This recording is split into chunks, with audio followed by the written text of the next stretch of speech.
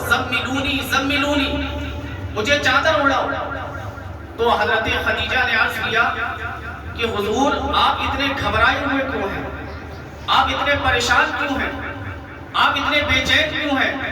تو آقا کریم صلی اللہ علیہ وسلم نے فرمایا کہ مجھے اپنی جان کا خوف ہے، مجھے اپنی جان کا خوف ہے۔ تو اس وقت حضرت سیدتنا خدیجہ الکبریٰ کا جو جملہ تھا، اس ایک جملے نے رسول اللہ کے دل کو وہ تسلی دی اور یہ پیغام پوری امت کو دیا کہ اگر بیوی چاہے تو ایک جملے سے اپنے شوہر کو تسلی دے سکتی ہے۔ تو حضرت خدیجہ الکبریٰ نے عرض کیا کہ حضور اللہ آپ کو رسوا نہیں فرمائے گا، اللہ آپ کو رسوا نہیں فرمائے گا۔ کیوں؟ اس لیے کہ آپ صلہ رحمی کرتے ہیں، رشتہ داروں کی مدد کرتے ہیں، آپ غریبوں کا بوجھ خود اٹھا کر انہیں دے دیتے ہیں، آپ کسی کو تکلیف نہیں پہنچاتے، کسی کے خلاف کوئی کام نہیں کرتے۔ یا رسول اللہ آپ کو اللہ رسوا نہیں فرمائے گا۔ وہ پہلا دن تھا جب پہلی وحی نازل ہوئی، جب کچھ زمانے کے لیے وحی رک گئی تو کفار نے رسول اللہ کو طعنہ دینا شروع کیا کہ ما ودعک ربک وما قلی، کہ اے محمد تم تو کہتے تھے کہ تمہارا خدا تم سے محبت کرتا ہے، اب وہ محبت کہاں گئی؟ وہ محبت کدھر چلی گئی؟ جس خدا نے تم پر اقرا بسم ربک الذی خلق نازل فرمائی تھی، اب وہ خدا تم پر قرآن کی آیتیں کیوں نہیں نازل کرتا؟ کیا اس خدا نے تمہیں چھوڑ دیا ہے یا وہ خدا تم سے ناراض ہو گیا ہے؟ اب یہ طعنے کفار و مشرکین کی جانب رسول اللہ پر تیر کی طرح برس رہے تھے۔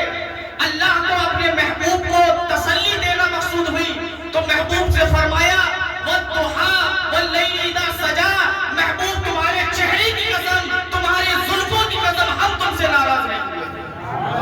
وَلَلْآخِرَةُ خَيْرٌ لَكَ مِنَ الْأُولَىٰ، محبوب آپ کی آنے والی ہر گھڑی پچھلی گھڑی سے بہتر ہوگی، آپ کی آنے والی ہر گھڑی پچھلی گھڑی سے بہتر ہوگی۔ اور اے محبوب اللہ آپ کو اتنا عطا فرمائے گا، اتنا عطا فرمائے گا کہ آپ راضی ہو جائیں گے، سبحان اللہ، آپ راضی ہو جائیں گے۔ اب مفسرین کیا فرماتے ہیں اس آیت کریمہ کے تناظر میں؟ کیا فرماتے ہیں؟ آپ غور کریں کہ قرآن نازل ہو رہا ہے حضور پر اور کرم ہو رہا ہے پوری امت مسلمہ پر۔ قرآن نازل ہو رہا ہے حضور پر لیکن کرم ہو رہا ہے پوری امت پر۔ کیسا کرم ہو رہا ہے؟ آقا کریم صلی اللہ علیہ وسلم پر جب یہ آیت مقدسہ نازل ہوئی، جب یہ آیت پاک نازل ہوئی وَلَسَوْفَ يُعْطِيكَ رَبُّكَ فَتَرْضَىٰ، کہ اے محبوب ہم آپ کو اتنا عطا فرمائیں گے کہ آپ راضی ہو جائیں گے۔ تو رسول اللہ فرماتے ہیں کہ جب قیامت کا دن ہوگا، قیامت کا منظر ہوگا، ہر طرف افراتفری کا ماحول ہوگا، کوئی کسی کا نہیں ہوگا، باپ بیٹے سے، بیٹا باپ سے، بھائی بہن سے، یوم یفر المرء من اخیہ وامہ وابیہ وصاحبتہ وبنیہ، ہر شخص ایک دوسرے سے بھاگ رہا ہوگا۔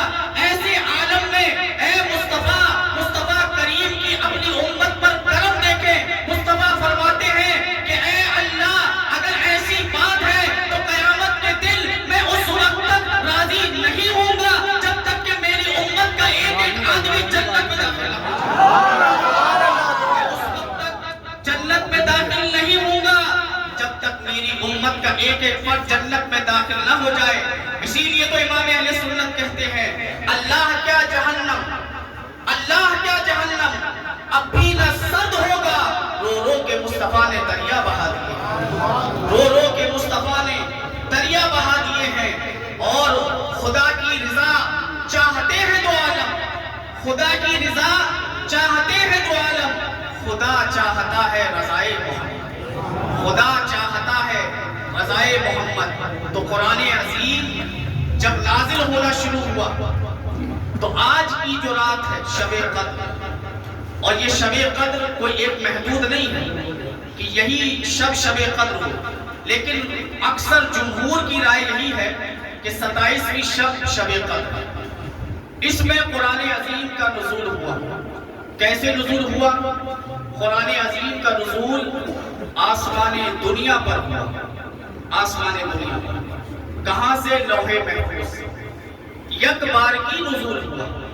یعنی جتنا لوح محفوظ میں قرآن عظیم اللہ تبارک و تعالیٰ نے لکھا ہوا تھا وہ سارے کا سارا قرآن لوح محفوظ سے آسمان دنیا پر نازل ہوا. پھر اس کے بعد حضرت جبرائیل امین جیسی ضرورت ہوتی، جیسے مطالبات ہوتے، جیسے معاملات ہوتے، اسی کے تحت قرآن کی آیتیں 1 2 3 کر کے نازل ہوتی رہی. 23 سال کی مدت میں یہ قرآن عظیم نازل ہوا. جب یہ قرآن نازل ہو رہا تھا تو اس وقت حالات سازگار نہیں تھی. آج ہم غور کرتے ہیں کہ ہمارے ملک کے اندر حالات بڑے خراب ہیں. ہر آدمی یہی کہتا ہے کہ حالات بڑے خراب ہیں، مولانا صاحب باہر نہ گھوما کریں، حالات بڑے خراب ہیں، ذرا ادھر ادھر نہ جایا کریں، حالات بڑے خراب ہیں. لیکن میں آپ یہ کرنا چاہتا ہوں کہ آج جو حالات ہیں، آج کے حالات ان حالات کا عشر عشیر بھی نہیں ہے، اس کا 10واں حصہ کیا 100واں حصہ بھی نہیں ہے. اس وقت جو حالات تھے اسلام اور اہل اسلام کے، اس وقت حالات اچھے تھے، اچھے نہیں تھے. اس وقت کے حالات کی میں ایک جھلک آپ کے سامنے رکھنا چاہتا ہوں.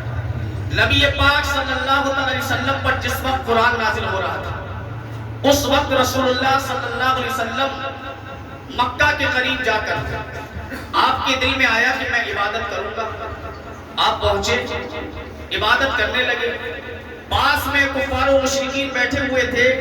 اونٹ کی کھال رکھی ہوئی تھی اور اونٹ کی جو اندر کا ملبہ ہوتا وہ سارا وہاں رکھا ہوا تھا.